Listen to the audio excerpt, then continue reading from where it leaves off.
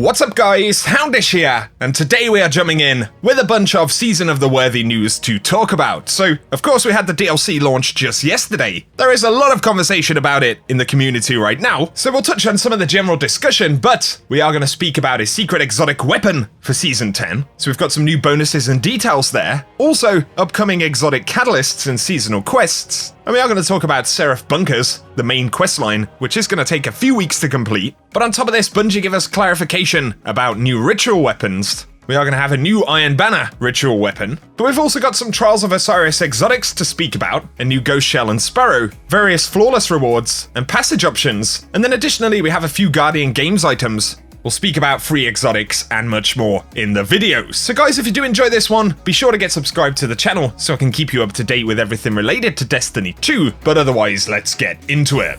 One of the things to mention first up right here would be on the subject of new exotics for the season. So back in the trailers, of course, we knew about Tommy's matchbook and the fourth Horseman, but we did see an additional heavy machine gun look like it was being wielded by a player, and this weapon comes with the theme of a Cabal minigun, but there are some interesting bonuses in the database. We can't actually see the weapon anywhere, but there is a perk Heavy Slug Thrower used to spin up. This weapon can be fired only when fully spun up.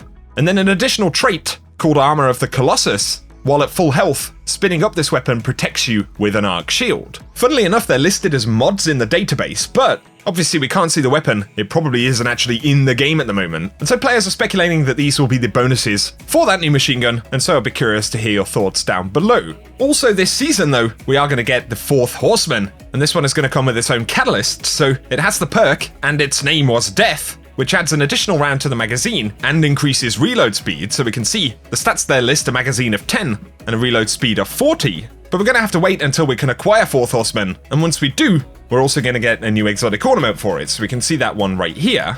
And as we mentioned briefly yesterday, there's an exotic quest called Enter the Vault, and it seems pretty likely that this will be the one we need to complete for the Fourth Horseman. A little bit reminiscent of Leviathan's Breath, so we have to access a vault through a secret pathway in Zavala's office. And this is in search of a specific weapon.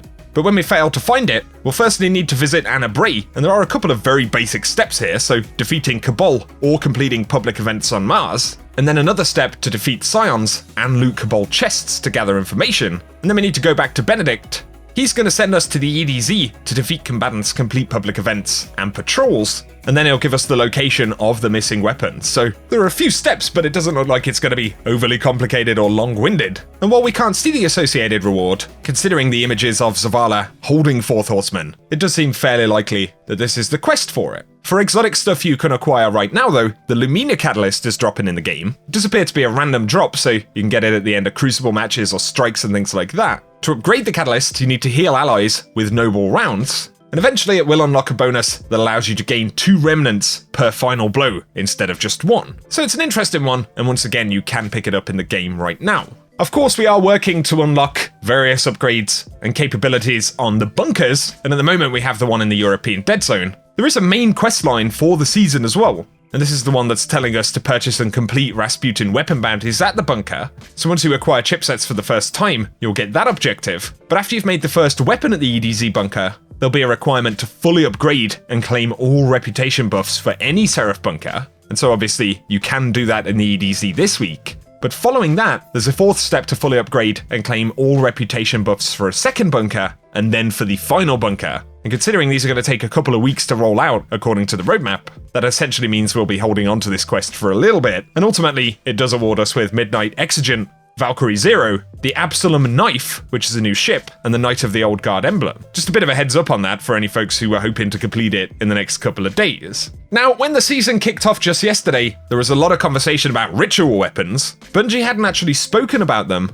and with the launch of the season, there were no additional quests for ritual weapons, so DMG did jump in and clarified that Season of the Worthy contains a single ritual weapon, which is reserved for the Iron Banner. You'll learn more about this reward before the first Iron Banner of the season. And so initially, no, there are not going to be ritual weapons for Vanguard, Crucible, or Gambit, and I'm not sure what that means for ritual weapons moving forward, because either Pinnacle or ritual weapons have been a staple, right, for the past couple of years. Let us know what you think, but of course we do get confirmation of an Iron Banner ritual weapon, and last season we had the appearance of the point of the stag bow inside of the database, so it's probably what we're going to earn for the ritual weapon this season, although Bungie haven't updated that and put it into the game just yet, so we don't know what bonuses could look like or anything like that, and of course it's possible that we could even get a different weapon at this point. But there is the Iron Banner quest for the season, very similar to other quests that we've had. So step 1 requires 3 super defeats, 30 opponents defeated, and 10 zone captures. There's a stage that requires 25 hand cannon final blows and 20 zone captures, another for 100 opponents defeated, 30 zone captures, and 20 SMG final blows, one for 40 zone captures, 15 super defeats, and 15 fusion rifle final blows, and then finally 10 bow final blows, 15 matches completed, and 50 zones captured. So that could indeed be the quest required for the ritual weapon, but we're going to have to wait and see. A very quick mention for PvE fans and any folks curious about the new Grandmaster difficulty for the Nightfall ordeal. Of course, there is a title associated with that. It isn't visible in the game, so we have to look in the database, but we can see that it's called Conqueror.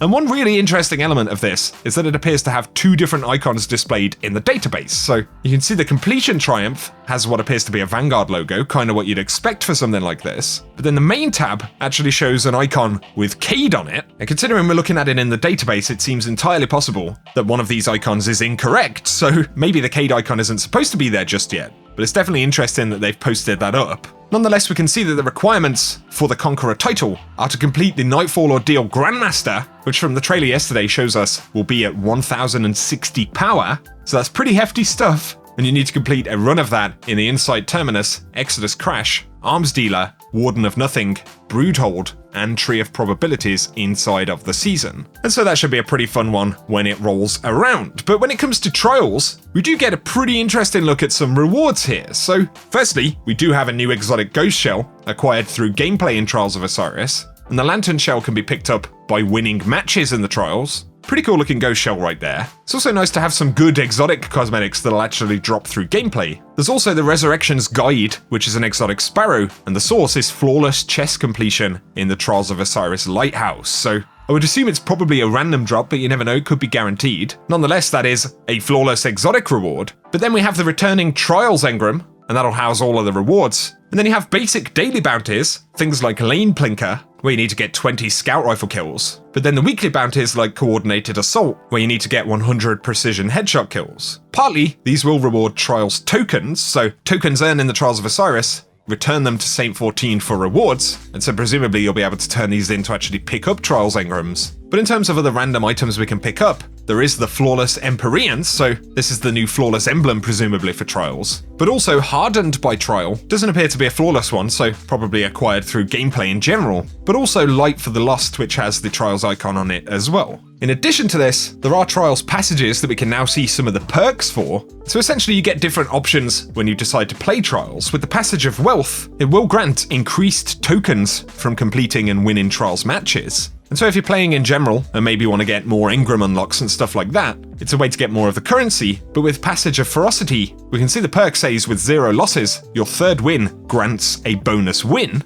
So if you get 3 wins in a row, you'll actually end up with 4 wins. There is the Passage of Mercy, which forgives 1 loss per run, and so essentially the Mercy item is back. But then Passage of Confidence, which grants bonus rewards from the Flawless chest. So if you're super confident that you can just straight up go Flawless, then you can pick up this passage and get additional rewards if you do get the Flawless. But also the Passage of Wisdom, which grants an XP bonus from Trials wins, scaling with the number of wins on a ticket. And so if you want to farm some XP out, if you're going all the way through getting 7 wins or whatever every time, each match will give you an increasing amount of XP. And so Trials does have some pretty interesting design elements, and then in addition to this, of course, there is the armor and the weapons, and then the title seal, which you can preview in the game. So of course we'll have to wait and see how Trials plays out on Friday, but for the moment, looking at the database, the items, the loot system, and some of the options there, it definitely looks kind of interesting. There are some random items here, which are going to be associated with the upcoming Guardian Games event, so this is an event we'll get a little bit later on in April. Firstly, there is an unnamed item, which is some kind of quest step, but the icon we see is actually the icon for the event. And of course, with it being an event, we can expect Eververse items, so we've got the Participation Trophy emote, but once again we see the Guardian Games icon on the top left-hand side.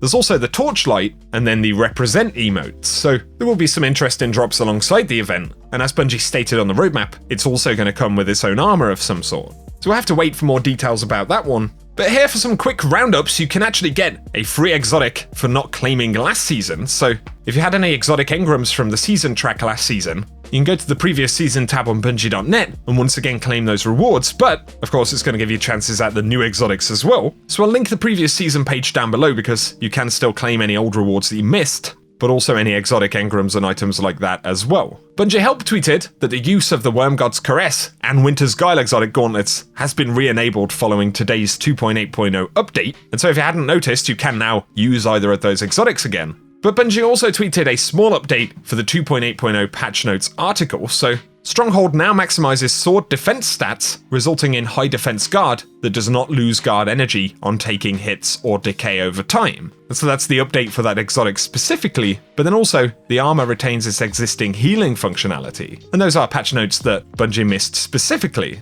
It's worth pointing out that at the various vendors, despite the fact that we don't have new ritual weapons, we still have the kind of mini seasonal quests to get new shaders and emblems. So there is one for the Vanguard. You need to get solar weapon kills, 400,000 points, and 30 boss kills inside of strikes, and that's just the first step. If you can get the Vanguard Flashfire and the Strike Operator emblem. Then of course there is Gambit. There's an objective to bank moats, hit Infamy rank Brave, and defeat 600 combatants, and that'll get you some shaders and a new emblem. And then finally the Crucible, where you need to get Rapidly Defeated ×5, Valor rank Fabled, and defeat 2,000 opponents.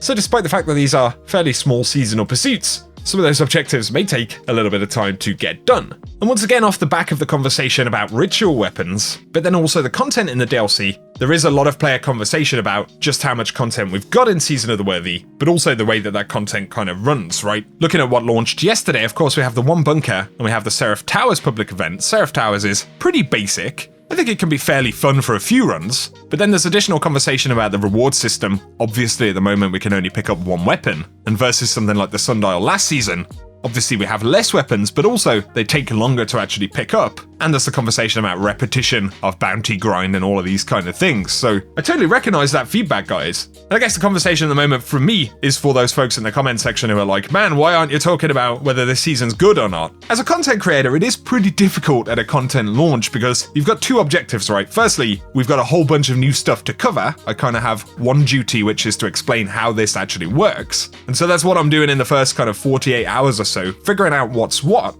But then of course down the road, we will have that conversation about the quality of the seasonal content, the community's reception to it and everything like that. It's kind of important in my position not to jump the gun immediately, especially when we still have the job of figuring out how some of this content will actually work. So that's kind of where I stand, but I do totally recognize all of the feedback, so be sure to give us your initial thoughts on what we've had in Season of the Worthy over the first day. But otherwise, I hope you have enjoyed the video and the new info, guys, and if you have, a like rating down below really helps me out. But also be sure to hit subscribe and turn on notifications if you want to be kept up to date with everything related to Destiny 2 on the channel. Otherwise, once again, thank you for tuning in, and whatever you guys get up to, I hope you have an awesome day.